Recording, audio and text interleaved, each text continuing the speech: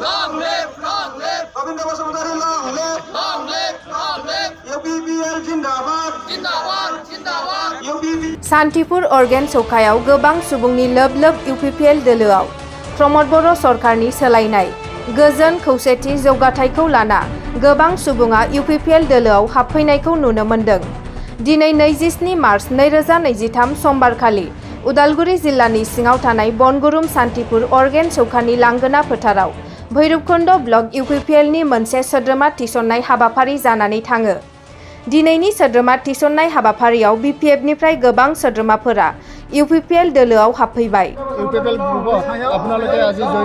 কিয় জইন হলো মানে আজি আমি চালো আজি 16 বছর হয়ে গেল 17 বছর হয়ে গেল বিপিএফত থাকি আজি একো অনুদান করব পারা নাই আমি রাস্তা এটা ভাল আছে না এটা বোরিং ভাল আছে না এটা কিবা এটা ভাল আছে একোই করব পারা নাই বিপিএফ ইপিএফ এতিয়া মই চালো যে ইপিএফ এতিয়া ভাল পরিবর্তন আনি আছে চাইছো ভাল হৈছে অবস্থা মানে ঘর বা রাস্তা ঘাট বোরিং সোরিং ভাল কৰি আছে সেইকাৰণে আমি বিপিএফৰ পৰা মই বিপিএফৰ ডিস্ট্ৰিক্টৰ সেক্ৰেটাৰী হৈ আজি মই ওলাই আহিলো ইপিএফলৈ জইন হলো কাৰণ পরিবর্তন ইপিএফৰ ভাল দেখা পাইছো মই সেইকাৰণে মই ডাইৰেক্ট ওলাই আহিলোঁ আজি কোনো বিপিএফ একো ক'ব নোৱাৰে বিপিএফত থাকি আমজনক আপোনাৰ ফালৰ পৰা কি মেছেজ থাকিব বিপিএফত একোই বিপিএফ মতলব যিকেইজনে বিপিএফত বৰ্তমান আপোনালোকৰ সংগী আছে তেওঁলোকে থাকি আহিছে এতিয়ালৈ মানে বিপিএফত জইন কৰা নাই তেওঁলোকৰ কি আহ্বান কৰিব তো তেওঁলোকো আহি যাব এতিয়া মই এটা আমাৰ গাঁৱৰ এটা মই লিডাৰ হয় আছাৰৰ লিডাৰ হয় আৰু এই বিপিএফৰ ডিস্ট্ৰিক্টৰ সেক্ৰেটাৰী হয় তেওঁলোকে আহি যাব এতিয়া মই অহাৰ লগে লগে মানে চবে সকলো ৰাইজে আহি যাব এতিয়া ৰাইজে আহি গ'ল বৰ্তমান আপোনালোকে জইন হৈছে জইন হোৱাৰ পিছত যেতিয়া ইলেকশ্যন আহে এনেকৈ নহয় যে মানে আপোনালোকে নাই এৰাই নাযাওঁ আমাৰ যিখিনি আমাৰ সমাজ আছিল চবে আমি জইন হ'লোঁ জইন হোৱাৰ উদ্দেশ্য আছিল আমি যিহেতু বিপিএফত থাকি আমাৰ যিগিলা সমাজৰ সমস্যাবিলাক সমাধান কৰিব আমি নোৱাৰিলোঁ इसलिए हम लोग बीपीएफ को छोड़ के हम लोग यूपीपीएल में आप ज्वाइनिंग दिया है। यूपीपीएल में क्या देखा हम लोग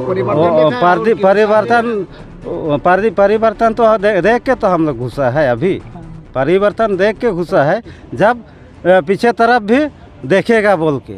आज कितने लोग आप लोग ज्वाइन किए वो हम लोग का बजट है बहुत आदमी लेकिन घर में भी काम कुछ रहता है ना इसलिए सब आदमी नहीं आया है तो मोटा मोटी करीब 100 से ऊपर होगा। आप लोग को 17 बरस और 3 बरस का अंतर में क्या दिख रहा है वो तो जो अभी सरकार चलाता है वो चलाएगा इसलिए हम लोग भरोसा करके हम लोग ज्वाइन किया है।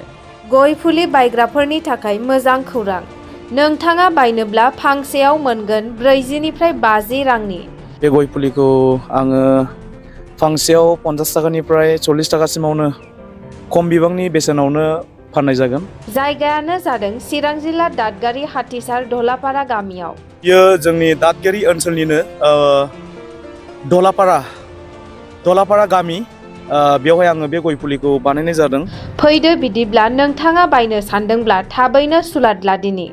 आंनि कन्टेक्ट नाम्बारा जाहैबाय जिअ नाम्बार 6000946568 बे जाहैबाय जिअ नाम्बार वाट्सएप नाम्बार ओमफ्राय मोनसे दंबावो 8811926242 बे कन्टेक्ट फोराव कन्टेक्ट खालामोब्लानो आंखौ मोननो हागोन आरो बे गय फुलिखौ बायनानै लांनो हागोन।